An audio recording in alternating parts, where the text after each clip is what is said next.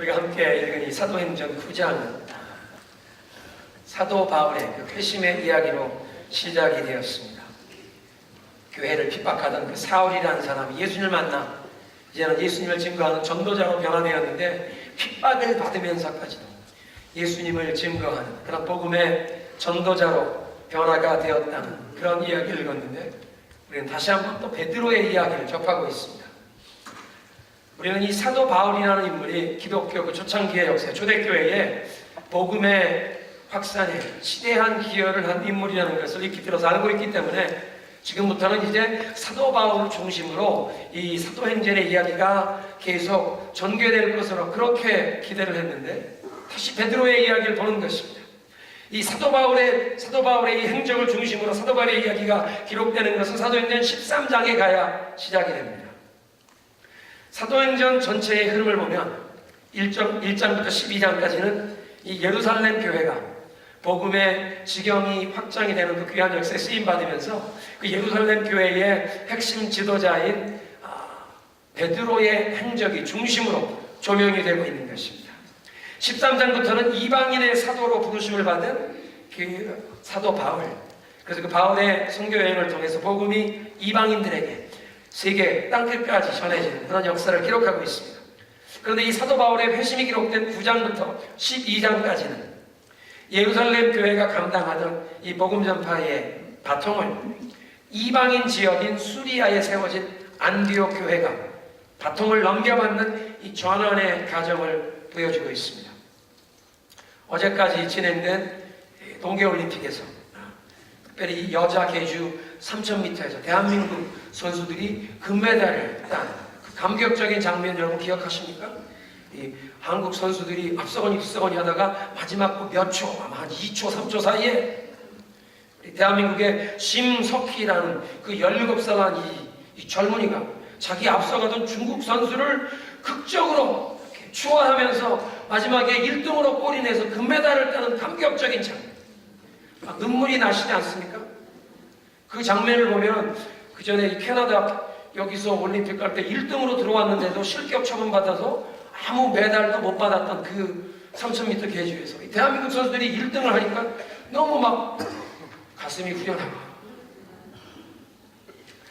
그런데 그 게임을 보니까 3000m를 돌기 위해서 이 4명의 선수가 번갈아 가면서 이 바톤을 터치하는데 한 사람이 한 2바퀴를 돌아야 합니다. 그런데 한 바퀴 반쯤 돌고 나면 그 다음번 바톤을 이어받을 사람이 옆에서 함께 달리다가 바톤을 이어받을 지점에서 앞에 들어오면 뒤에 오던 사람이 바톤을 넘겨주면서 등을 힘껏 밀어주면 앞사람이 또 열심히 달리는 것입니다. 사도행전 9장부터 12장이 바로 그런 얘기입니다. 복음 증거의 바톤을 예루살렘 교회가 안디옥 교회로 넘겨주는 장면. 예수님께서 십자가에 고난당하시고 부활하신 다음에 하늘로 승천하시기 전에 제자들에게 그렇게 명하셨습니다. 땅끝까지 온 천하에 다니며 복음을 전해라. 그 제자들에게 오순절에 성령이 임하셔서 그 예루살렘 교회가 탄생했습니다. 예루살렘 교회가 예루살렘과 온 유대와 사마리아에까지 복음을 전하게 되었습니다. 그리고 이제 남은 것은 땅끝까지 이방 민족에게 복음을 전해야 하는데, 9장부터 12장의 역사가 그 땅끝까지 이방 민족에게 복음을 전하는 역사는 그 이방인의 사도로 부름받은 사도 바울, 그리고 그 사도 바울을 선교사로 파송한 이 안디옥 교회가 중심적으로 그 일을 감당하지만, 그렇다고 예루살렘 교회는 그 이방인에게 복음을 전하는 일에 전혀 쓰임받지 못한 것이 아니라는 사실입니다. 반대로 예루살렘 교회가 이방인 선교, 이방인 전도의 문을 처음 열게 됩니다. 다음 주에는 우리가 사도행전 10장을 보게 되는데, 그 사도행전 10장에 보면 로마 군대의 중대장, 백부장인 골레뇨라고 하는 이 이방인에게 유대인을 위한 사도로 부름받았던 베드로가, 예루살렘 교회의 핵심 지도자인 그 베드로가 처음 이 이방인에게 복음을 전하면서 이방인 선교의 문이 열리고, 그리고 그 이방인 선교회의 문이 열린 다음에 그 이방인 선교의 바통을 예루살렘 교회가 이제 안디옥 교회에게 넘겨주는 과정이 사도행전 9장부터 12장입니다. 이렇게 사도행전 전체의 역사를 여러분과 함께 나눈 이유는 이 성경의 역사를 보면 예루살렘 교회나 아니면 이 안디옥 교회나 동일하게 예수 그리스도의 복음, 오직 믿음으로 하나님의 은혜로 구원받는 이 복음을 땅끝까지 전하기 위해서 힘썼고, 또 그런 사도적인 믿음이 2000년이 흐른 다음에 오늘 우리에게도 임했고, 우리도 이 예수 그리스도의 이 생명의 복음, 오직 하나님의 은혜로 믿음으로 구원받는 이 복음을 우리도 땅끝까지 전할 사명이 있는 줄로 믿으시기 바랍니다. 이 선교적인 사명을 우리도 받았다는 것입니다. 2000년 동안 참된 교회는 변질되지 않은 이 복음을 붙들었습니다. 예수 그리스도의 이 영광된 복음, 그 복음의 참된 진리를 사수하기 위해서 힘썼고, 또 이 영광의 복음, 이 은혜의 구원의 이 복음을 전하기 위해서 값진 희생을, 그 희생의 대가를 지불하면서라도 그 복음을 전했고, 이제 저와 여러분이 바로 우리 세대에도 이 복음을 우리가 땅끝까지 전할 뿐 아니라 우리 이웃에게, 무엇보다 우리 2세, 3세, 우리 자손들에게 이 귀한 복음을 전수해야 할 줄로 믿으시기 바랍니다. 오늘은 이 복음 증거의 역사에 특별히 베드로가 지중해 연안에 있는 새롭게 세워진 교회와 성도들을 순방하는 가운데 그를 통해서 예수 그리스도의 놀라운 이 능력과 권세가 나타난 사건을 살펴보며 함께 은혜를 나누고자 합니다. 오늘 32절에 보니까 베드로가 여러 지방을 두루 순방하다가 룻다의 성도들을 방문합니다. 룻다는 예루살렘에서 이제 가장 가까운 그 지중해 연안의 항구 도시가 욥바라고 하는데요. 예루살렘에서 욥바로 나아가는 그 길 선상에 위치한 작은 도성입니다. 그 예루살렘에서 욥바로 나가다가 한 40km, 100리쯤 가서 그 중요한 교통의 요지에 있는 룻다라고 하는 섬, 베드로는 룻다에서 애니아라는 사람을 만났는데 이 사람이 중풍병이 걸려 자리에 누운 지 8년이 되었다는 것입니다. 여러분도 잘 아시겠지만 중풍은 그 병이 발병했을 때 빨리 병원에 가서 의사 선생님께 치료를 받으면 받을수록 그 회복이 빠릅니다. 그리고 시간이 지체될수록 치료가 어려운 질병입니다. 요즘 뇌신경 전문의들이 하는 얘기는 이 약하게 중풍이 온 경우에는 3시간 내에만 의사 선생님을 만나 치료를 받으면 그 중풍의 증상을 거의 완치될 수 있다는 것입니다. 그런데 시간이 지연이 되면 점점 뇌의 손상이 커져서 회복이 어려워지고, 시간이 지연되면 마비된 부분의 회복이 불가능해지는 경우가 많습니다. 그렇다면 베드로가 만났던 이 애니아는 중풍으로 자리에 누운 지 8년이 된 사람이라고 하면 그 사람의 이 질병은 치료와 회복이 불가능한 상황입니다. 회복을 기대할 수 없는 중증 환자라는 것입니다. 그런데 이렇게 불가능해 보이는 상황에 예수 그리스도의 은혜와 능력이 임한 줄로 믿으시기 바랍니다. 오늘도 우리의 삶 가운데 어떤 불가능해 보이는 어려운 문제와 그런 아픔을 가지고 주 앞에 나왔을지라도 오늘 그리스도의 그 능력과 은혜가 우리에게 임하여 새로운 소망을 주시길 주의 이름으로 축원합니다. 베드로가 예수 그리스도께서 너를 낫게 하시니 일어나서 네 자리를 정돈해라 선포했습니다. 애니아가 자리에서 벌떡 일어났습니다. 예수님의 이름으로 치유의 능력이 임한 것입니다. 치유와 회복이 불가능해 보이는 사람에게 건강 회복되는 놀라운 역사가 임했다는 것입니다. 마치 예수님께서 그 공생의 사역 기간 동안에 한 마을에 가서 어떤 집에 들어가셨는데 수많은 사람들이 병든 자들을 예수님께 고쳐달라고 데려오는데 보니까 수많은 사람들이 문 앞에 모여서 어떤 중풍병 환자를 친구들이 침상에 누운 채로 침상채 들고 왔는데 예수님 앞에 데리고 들어갈 수 없으니까 지붕으로 올라가서 지붕을 뜯고는 줄에 매여서 자기 친구 중풍 환자가 누워있는 그 침상을 예수님 앞에 데려올 때 예수님이 그들의 믿음을 보시고 네 죄가 사함을 받았노라 말씀하시고는 일어나 네 침상을 들고 걸어가라 명하시니 그 사람이 일어나서 강건함을 얻고 침상을 굽고 걸어나가지 않았습니까? 룻다에서 그 동일한 예수님의 능력과 권세가 다시 한번 나타난 것입니다. 십자가에 못 박혀 죽으셨으나 3일 만에 부활 승천하신 예수님, 오늘도 살아계셔서 그의 성령을 통해 동일하게 역사하시는 줄로 믿으시기 바랍니다. 예수 그리스도는 어제나 오늘이나 영원토록 동일하니라. 예수 그리스도의 그 능력과 권세가 다시 한번 애니아를 고쳐주신 것입니다. 베드로 사도가 신통력을 행한 것이 아니라 부활하신 예수님께서 그 불가능해 보이는 상황에 그 애니아에게 은혜를 베풀어 주셨습니다.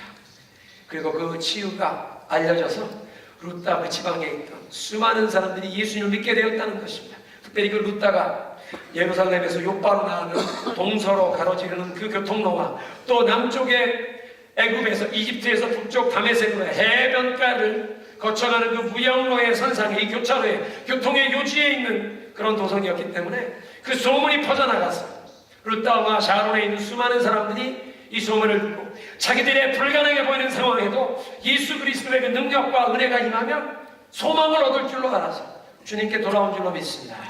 한번 따라하겠습니다. 믿는 자에게 능치 못함이 없느니라.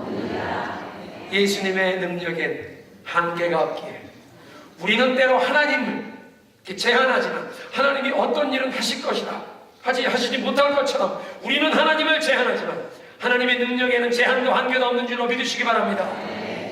한계도 제한도 없는 그 주님의 은혜가 치유 불가능해 보이던 애니아를 일으키신 줄로 믿습니다. 본문의 두 번째 사건 36절에 요바에 살던 다비다라는 여자, 이 다비다라는 여제자에게 또 예수님의 능력이 임한 것입니다.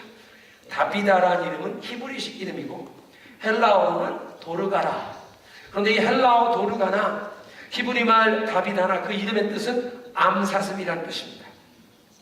그 구약성경을 헬라어로 번역한 70인경의 아가서를 보면 우리가 잘 아는 것처럼 아가서는 솔로몬 왕과 술람미 여인 간의 사랑을 노래한 사랑의 노래. 물론 영적으로는 신랑 되신 예수님과 신부된 교회의 이 귀한 신령한 사랑을 상징적으로 표현한 것이지만 그 사랑의 노래 가운데 보면 자기의 사랑하는 자를 내 사랑하는 자는 노루와 암사슴과 같구나 하는 그런 구절들이 있는데 그 사랑하는 자를 노루 암사슴이라고 표현한 그 말이 바로 헬라말 번역을 보면 도르가라고 되어 있습니다. 사랑스러운 내 사랑스러운 사슴. 근데 이 다비다라는 여제자는 정말 이름처럼 사랑스러운 제자였습니다. 36절에 보니까 선행과 구제하는 일이 심히 많았다는 것입니다. 그런데 이 여인이 병들어 죽었습니다. 요바에 있는 성도들이 가까운 곳에 베드로가 있는 것을 알았습니다. 요바는 지금의 이스라엘의 그 텔아비브 바로 남쪽 서버브에 요바와 텔아비브가 붙어 있습니다. 그 요바에서 루타는 약 10마일, 장정들이 빠르게 걸어가면 3시간이면 가는 그런 거리였습니다.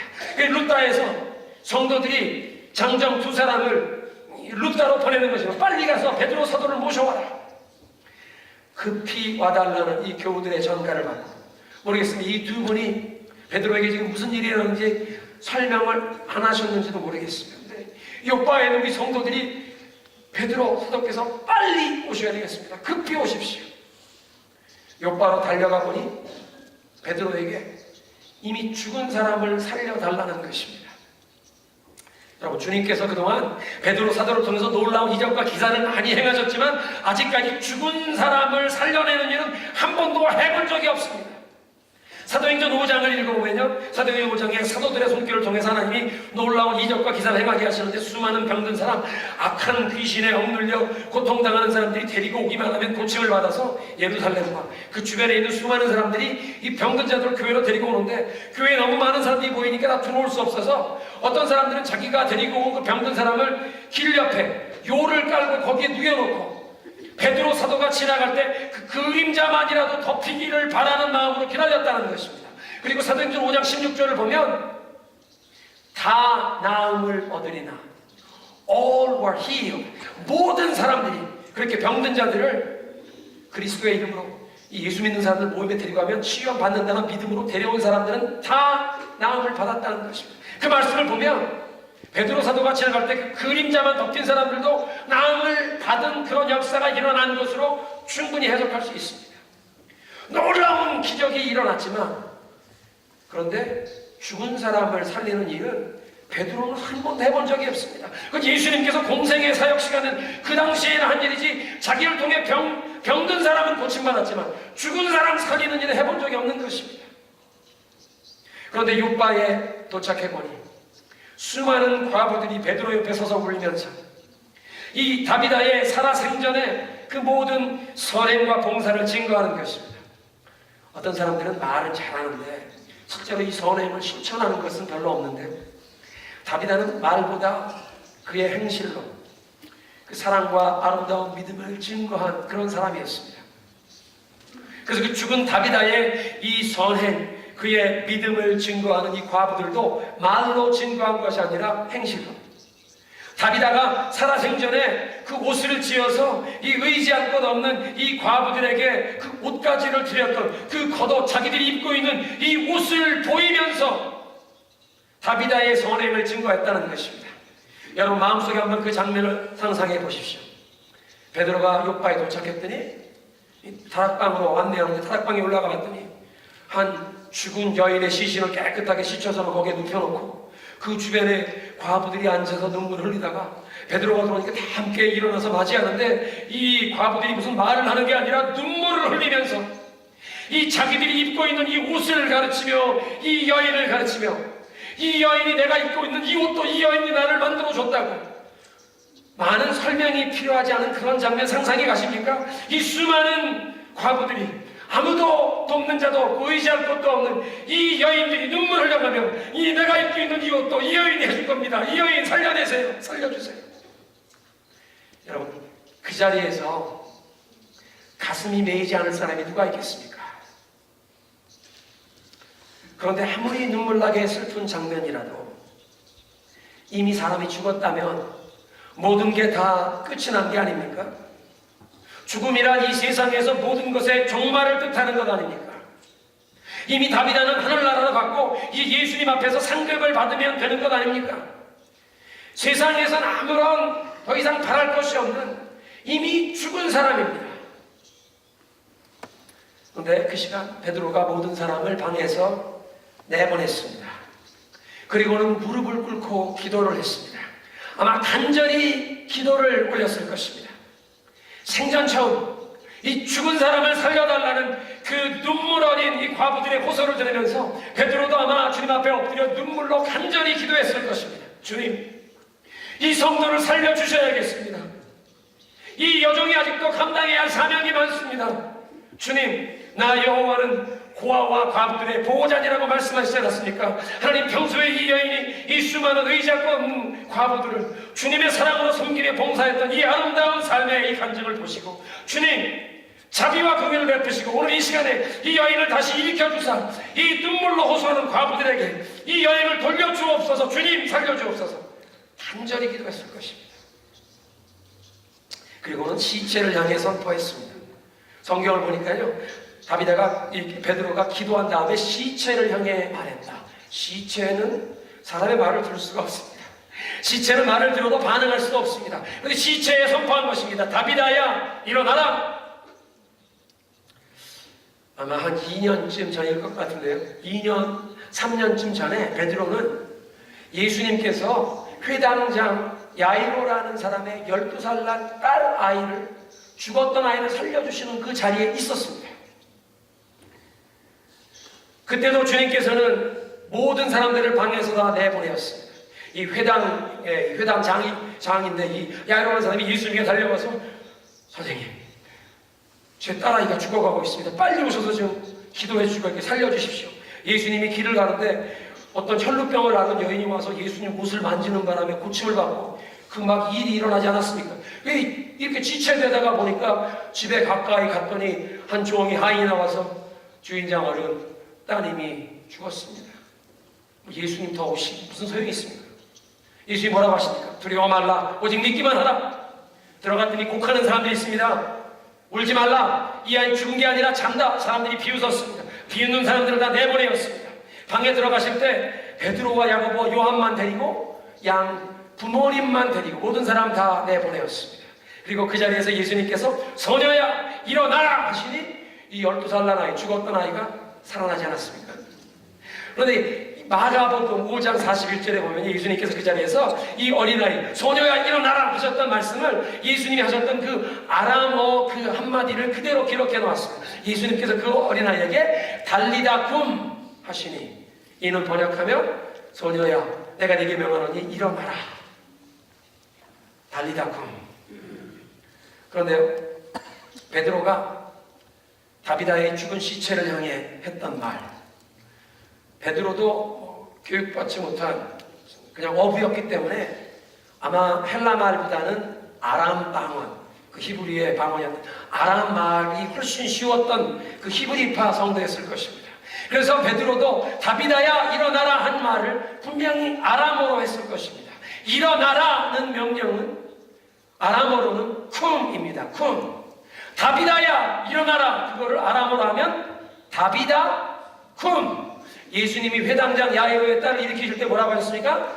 달리다 쿰. 베드로가 지금 다비다를 일으킬 때 뭐라고 합니까? 다비다 쿰. 이건 우연의 일치가 아닙니다. 베드로는 예수님이 하신 일을 그대로 따라하고 있는 것입니다. 그 죽은 아이를 살리기 전에 비웃는 사람들 다 나가라. 그리고 그 자리에서 달리다 쿰 하고 일으키셨던 주님, 그 주님이 하셨던 그대로 베드로도 따라하는 것입니다. 사람들 내보내고 다비다 쿰 선포했더니 그 죽었던 아이가, 죽었던 그 여인이 눈을 뜨고 일어나 앉습니다. 회당장 야이로의 죽은 딸을 다시 일으키신 주님께서 명령하셨던 달리다 쿰.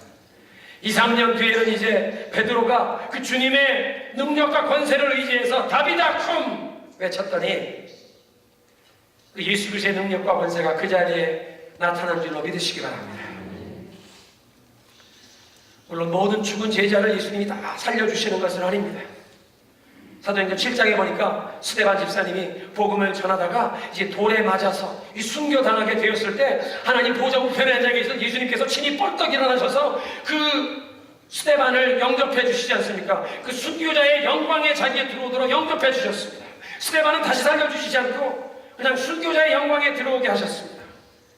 그러나 선행과 봉사로 하나님 사랑과 이웃 사랑을 그 실천하던 이 다비다라고 하는 이 여제자, 그 수많은 과부들이 눈물로 이 여인 다시 살려주세요 간절히 간청할 때 베드로가 주님 앞에 믿음으로 기도하고 예수님이 하셨던 대로 다비다 쿰 외칠 때 그리스도의 능력과 권세가 나타나 그 죽었던 여인, 아무런 소망도 없는 것 같은 그 상황에 새로운 생명의 역사가, 소망이 임한 줄로 믿으시기 바랍니다.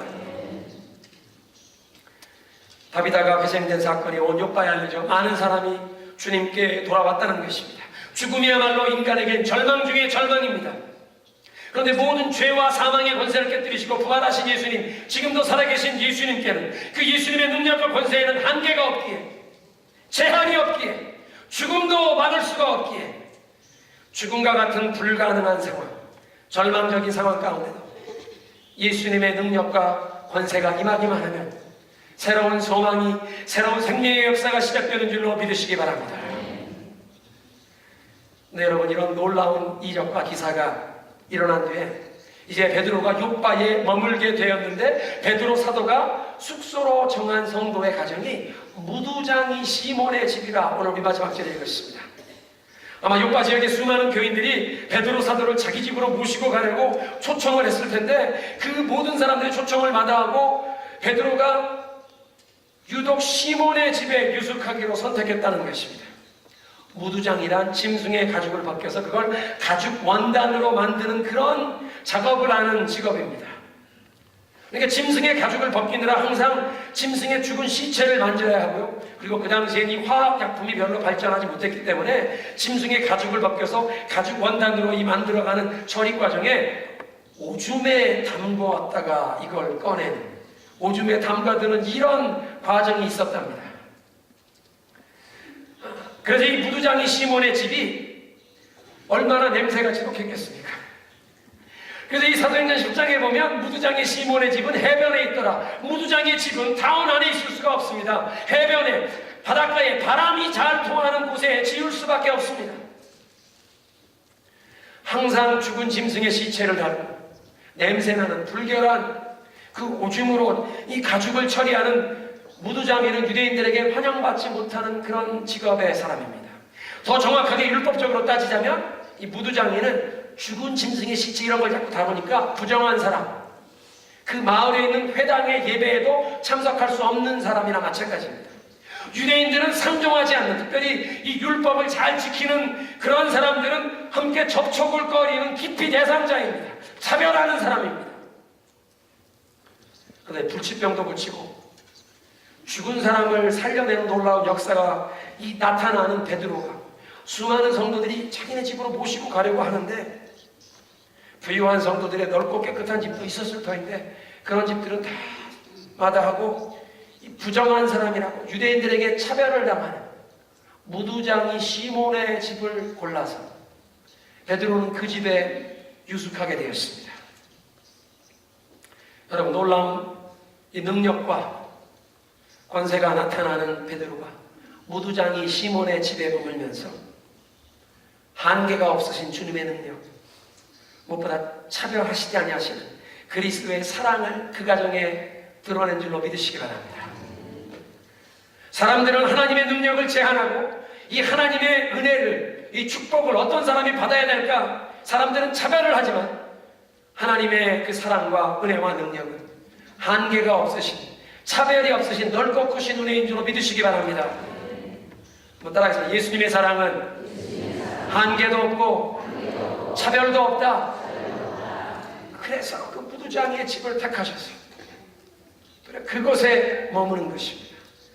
그런데 이렇게 넓고 크신 예수님의 사랑, 한계나 차별도 없으신 예수님의 이 사랑과 은혜를 증거하는 그 하나님의 놀라운 능력의 도구로 쓰임받는 베드로라는 인물이 어떤 인물인가, 그를 한번 살펴보십시오. 베드로는 본래 그 배경이 보잘것없는 갈릴리 그 시골 동네의 어부였습니다. 예수님께서 그래서 그를 처음 부르실 때 나를 따르라. 내가 지금부터는 사람을 낚으리라. 누가복음 5장에 그 사건이 자세하게 기록되어 있습니다. 예수님께서 베드로 깊은 데로 가서 그물을 던져라. 깊은 데로, 예수님 말씀 그냥 순종해서 깊은 데로 가서 그물을 내렸더니 놀랍게 이 물고기를 많이 잡게 되었습니다. 자기가 이 어부로서 베테랑인데, 전문가인데 그 전날 밤새껏 작업해도 잡지 못했는데 예수님 말씀에 순종해서 그물을 깊은 곳에 내렸더니 그물을 끌어올릴 수 없을 정도로 수많은 고기가 잡힌 장면을 보고 베드로가 예수님 향해 뭐라고 합니까? 주여, 나를 떠나소서, 나는 죄인이로소이다. 베드로가 예수님께 뭐라고 말씀하는 거냐면, 당신은 거룩하신 분이십니다. 나는 죄인입니다. 나처럼 이렇게 죄 많은 사람을 왜 불러서 당신의 제자로 삼겠다고 하십니까? 나는 그저 어부입니다. 그냥 어부도 아니고 죄 많은 사람입니다. 나 같은 죄 많은 사람 왜 찾아오십니까?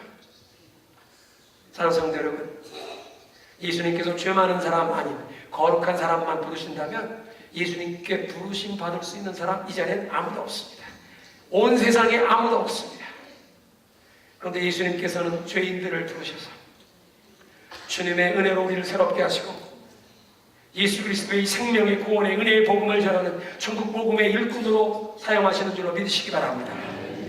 그러니까 사람들의 그 배경이 화려하거나 초라하거나 그 과거에 우리의 행적이나 우리 과거가 중요한 것이 아니라 아무리 부족하고 허물 많은 사람이라도 우리를 부르셔서 하나님의 그 영광된 목적과 계획을 위해 사용하기를 원하시는 그 하나님의 뜻과 이 하나님의 부르심이 우리의 삶을 아름답게 변화시키는 줄로 믿으시기 바랍니다. 나중에 베드로는 그 예수님을 따라다니다가도 마지막에 3번씩이나 예수님을 부인하는 배신자였습니다. 실패자였습니다. 그럼에도 불구하고 주님께서 그를 찾아오셔서 회복시켜 주시고 오순절에 성령의 세례를 받은 다음에 그를 예루살렘 교회의 대변인처럼 대표자로 세우시지 않습니까? 차별이나 한계가 없으신 주님의 이 놀라운 사랑이 베드로에게 임하여 루다에 가서 애니아라고 하는 중풍병 걸린 지 8년이나 되어 전혀 회복될 가망이 없는 그런 사람에게 예수 그리스도의 치유와 회복의 통로로 쓰임받게 하시고, 또 요바에 가서는 이미 죽어버린 사람, 아무런 소망이 없는 절망의 그 상황에도 예수 그리스도의 생명과 소망의 통로로 쓰임받게 하시고, 그리고 요바에 사람들에게 차별당하는, 저 사람은 부정한 사람이라고 차별대우 당하는 사람의 그 집에 그리스도의 사랑, 그리스도의 용납, 그 축복의 선택의 통로로 쓰임받는 그 놀라운 역사. 사랑하는 성도 여러분, 저와 여러분의 삶 가운데도 한계가 없으신, 제한이 없으신, 차별이 없으신 주님의 은혜가 임해야 할 줄로 믿습니다. 한계가 없으신, 차별이 없으신 그 예수님의 은혜와 사랑이 우리에게 임할 뿐 아니라 우리를 통해서도 베드로처럼 그 연약하고 부족한 정말 초라한 과거를 가진 사람이지만 주님이 부르셔서 그를 통해 이 예수님의 사랑과 권세가 놀랍게 흘러가게 한 것처럼 우리도 주님의 사랑과 은혜의 통로로 쓰임받아야 할 줄로 믿습니다.